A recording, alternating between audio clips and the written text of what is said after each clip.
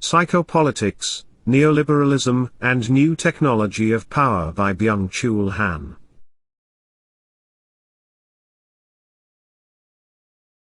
The freedom of can generates even more coercion that the disciplinarian should, which issues commandments and prohibitions. Should has limits. In contrast, can has none. Thus, the compulsion entitled can is unlimited.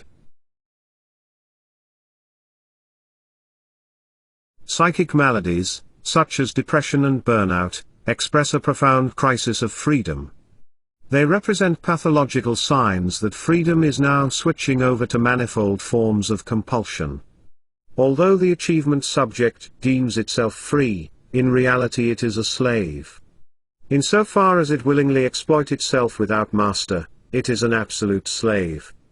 There is no master forcing achievement subject to work. Yet all the same, it is absolutizing bare life and labor. As the entrepreneur of its own self, the neoliberal subject has no capacity for relationships with others that might be free of purpose. Today, everyone is auto-exploiting laborer in his or her own enterprise. People are now master and slave in one. Even class struggle has transformed into inner struggle against oneself. There is no working class being exploited by those who own the means of production.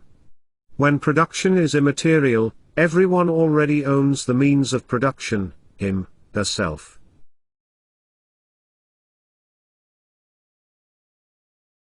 Disciplinary society consists of settlings and institutions of confinement. The family, schools, prisons, barracks, hospitals and factories all represent disciplinary spaces that confine. The disciplinary subject changes from one milieu of confinement to the next. In so doing, it moves within closed system.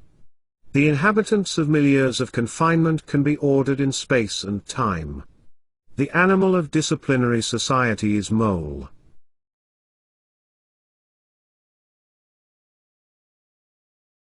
The snake is the animal of neoliberal control society to which disciplinary society has yielded.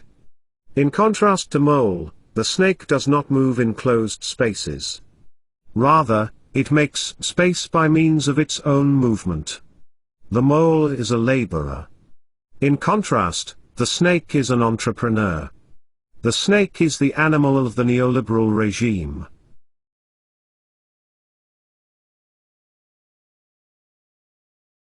Motivation, projects, competition, optimization, and initiate, represent features of the psychopolitical technology of domination that constitutes the neoliberal regime.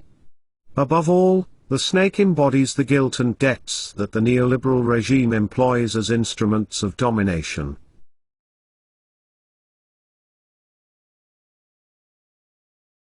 Now productivity is not to be enhanced by overcoming physical resistance so much as by optimizing psychic or mental processes. Physical discipline has given way to mental optimization.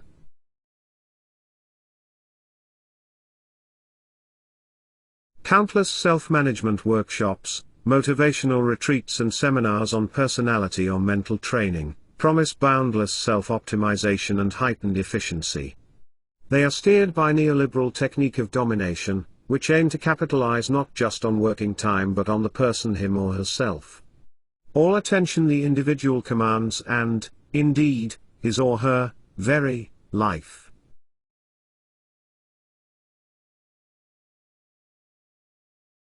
People are treated and traded as packages of data for economic use. That is, human beings have become a commodity. Big Brother and Big Business have formed an alliance.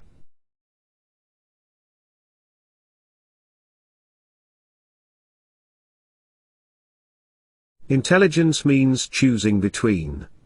It is not entirely free, insofar, it is caught in between, which depends on the system in operation. Intelligence has no access to outside, because it makes a choice between options in the system. Therefore intelligence does not really exercise free choice. It can only select among the offerings the system affords.